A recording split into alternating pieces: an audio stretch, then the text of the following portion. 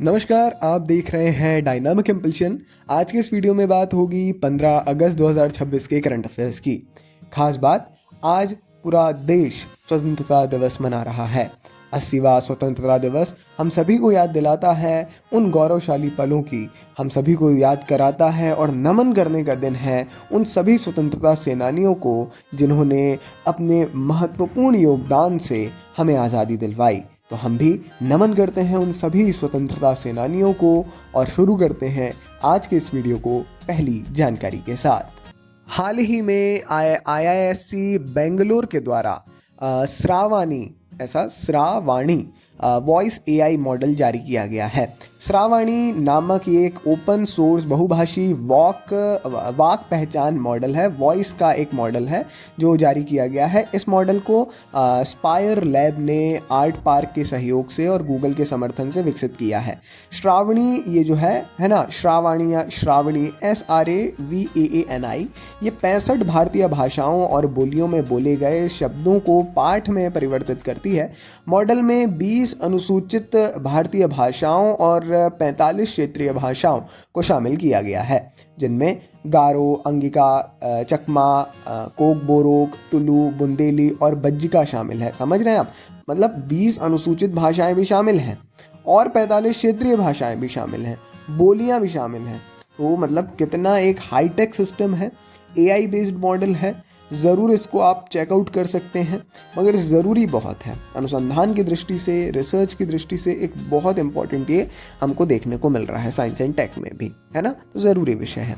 आगे बढ़ते हुए, पाकिस्तान के पहले चंद्रयान का नाम जिन्ना-1 रखा गया है। जी हाँ, हाल ही में घोषणा की गई है पाकिस्तान का एक चंद्र मिशन है, चंद्रयान जो होगा वो, उसका नाम है जिन्ना-1। ये इसका जो नाम है अंतरिक्ष और ऊपरी वायुमंडल अनुसंधान आयोग सुपार्को, जो वहाँ का अपना जैसे इसरो है वहाँ की स्पेस एजेंसी सुपार्को, इसके द्वारा रखा गया है।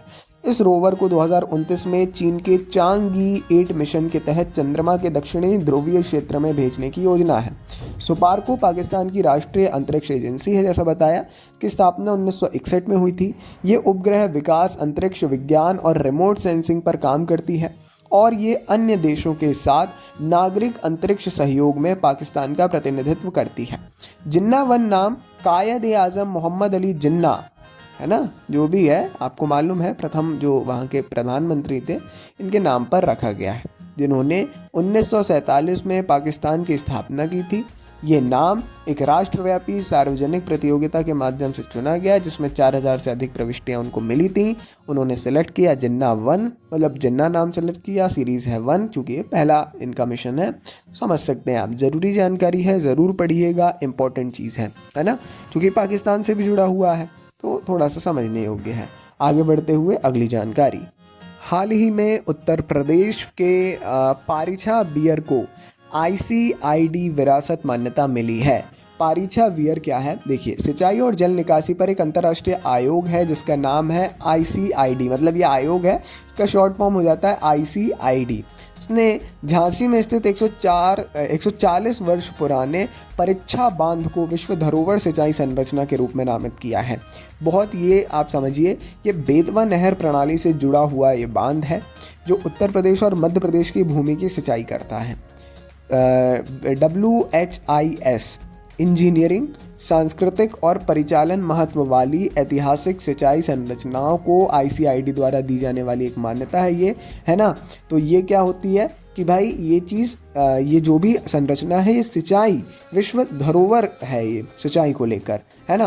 तो ये एक बड़ी बात है कि भाई हमारे उत्तर प्रदेश के झांसी में जो स्थित परीक्षा बांध है ना, उसको विश्व धरोहर सिंचाई संरचना की मान्यता दे दी गई है।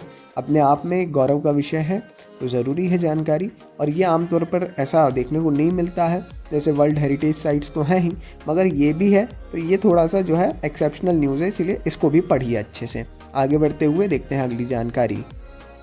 संसदीय पैनल ने राष्ट्रीय पाइन सुई नीति का समर्थन किया।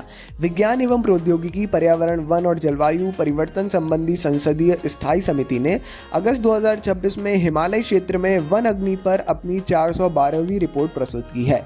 इस रिपोर्ट में पश्चिमी हिमालय में वन अग्नि के कारणों, शमन उपायों, चीड़ की सुइयों के प्रबंधन, बायोमास के उपयोग, उपग्रह सहायता और आपदा प्रतिक्रिया क्षमता को शामिल किया गया था। वन अग्नि जंगलों, झाड़ियों या घास के मैदानों में अनियंत्रित रूप से लगने वाली आग होती है, जिसे सतही अग्नि, वृक्षों के ऊपरी भाग की अग्नि और ज़मीनी अग्नि में वर्गीकृत किया गया है, ऐसा कैटेगराइज किया गया है। हिमालय क्षेत्र में सूखी चीड़ की पत्तियां, खड़ी ढलानें और मौसमी सूखापन आग के फैलने से जुड़े भौतिक कारकों में से एक है। पश्चिमी हिमालय में वन अग्नि की लगभग 57% घटनाएं चीड़ के जंगलों में होती है। तो ये पाइन सुई नीति है, ये जो है इसका समर्थन किया है। तो थोड़ा सा इस नीति को पढ़िएगा, एनवायरनमेंट बायोडाइवर्सिटी से जुड़ा हुआ मैटर है। आगे बढ़ते हैं। वस्त्र मंत्रालय का एक नवाचार है सृजन, वॉइसेस फ्रॉम द लूम। इस नाम से महिला बुनकरों के सम्मान का एक कार्यक्रम है। वस्त्र मंत्रालय के द्वारा सृजन, करघे से आवाज़ें नामक जो है एक विशेष सम्मेलन का आयोजन किया जाएगा, जिसमें भारत के हथकरघा उद्योग से जुड़ी महिलाओं को सम्मानित किया जाएगा। देश की बुनाई विरासत में उनके प्रेरणादायक सफ़र, विचारों और योगदान को ये मान्यता दी जाएगी। बड़ी जानकारी है। नई दिल्ली स्थित इंडिया हैबिटेट सेंटर में आयोजित किया जाएगा ये कार्यक्रम। इस आयोजन में भारत भर के 6 हथकरघा समूहों से 100 से अधिक महिला बुनकरों को एक साथ लाया जाएगा। महिला बुनकर अपने आप में योगदान उनका बहुत बड़ा है टेक्सटाइल के क्षेत्र में, जो उनके जीवन के अनुभवों, लचीलेपन, रचनात्मकता और भारत की समृद्ध बुनाई परंपराओं को आगे बढ़ाने में उनकी भूमिका का जश्न मनाने के लिए एक मंच प्रदान करेगी। तो जाहिर तौर पर एक बड़ी इम्पोर्टेंट जानकारी है, बड़ा एक विषय है जो समझना होगा हम सभी लोगों को, चूँकि ये भाई सीधी सी बात है, इकोनॉमी के लिए भी बहुत इंपॉर्टेंट रोल है इनका। खैर, ये थी आज की इस वीडियो की अंतिम जानकारी। हम मिलेंगे कल सुबह 6 बजे। डेली वीडियोस डालने का सफ़र निरंतर जारी है। डेली वीडियोस डालना नहीं, आप तक प्रॉपर, निरपेक्ष, निष्पक्ष और सही फैक्चुअल जानकारी, फैक्चुअल डेटा आप तक पहुंचाना, ये हमारा दायित्व है। मिलेंगे कल। नमस्ते जी, डायनामिक इम्पल्शन।